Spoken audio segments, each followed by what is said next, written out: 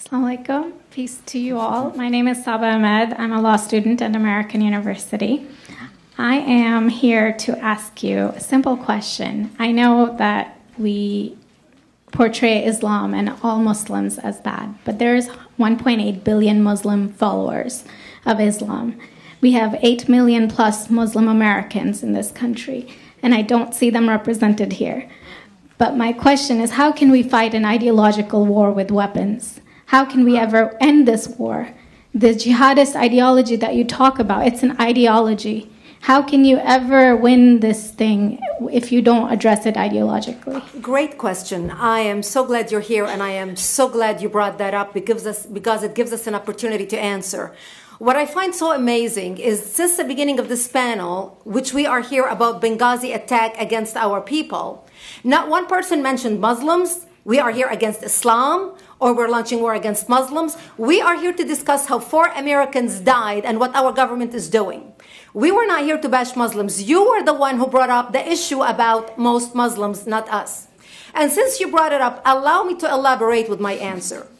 There are 1.2 billion Muslims in the world today. Of course, not all of them are radicals. The majority of them are peaceful people. The radicals are estimated to be between 15 to 25%, according to all intelligence services around the world. That leaves 75% of them peaceful people.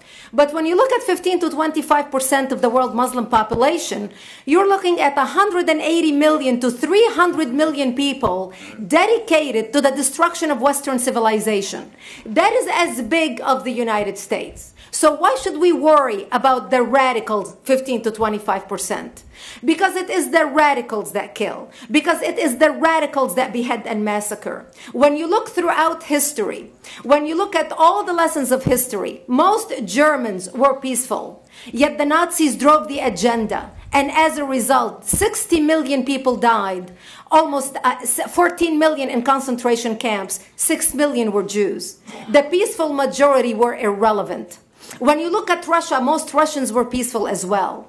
Yet the Russians were able to kill 20 million people. The peaceful majority were irrelevant. When you look at China, for example, most Chinese were peaceful as well. Yet the Chinese were able to kill 70 million people. The peaceful majority were irrelevant. When you look at Japan prior to World War II, most Japanese were peaceful as well. Yet Japan was able to butcher its way across Southeast Asia, killing 12 million people, mostly killed with bayonets and shovels. The peaceful majority were irrelevant. On September 11th in the United States, we had 2.3 million Arab Muslims living in the United States.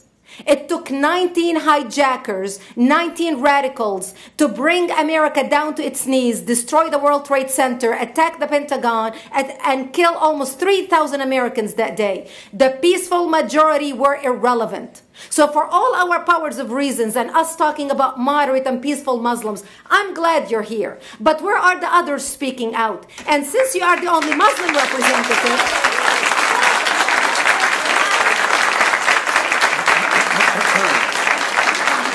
save the applause till the end.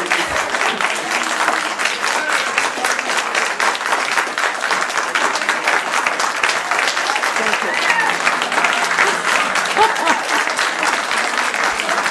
Thank you.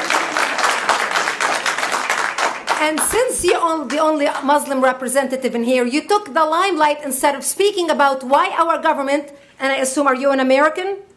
You're an American citizen. So as an American citizen, you sat in this room, and instead of standing up and saying a question or asking something about our 4 Americans that died and what our government is doing to correct the problem, you stood there to make a point about peaceful, moderate Muslims. I wish you brought 10 with you to question about how we can hold our government responsible. It is time we take political correctness and throw it in the garbage where it belongs and start calling it fair.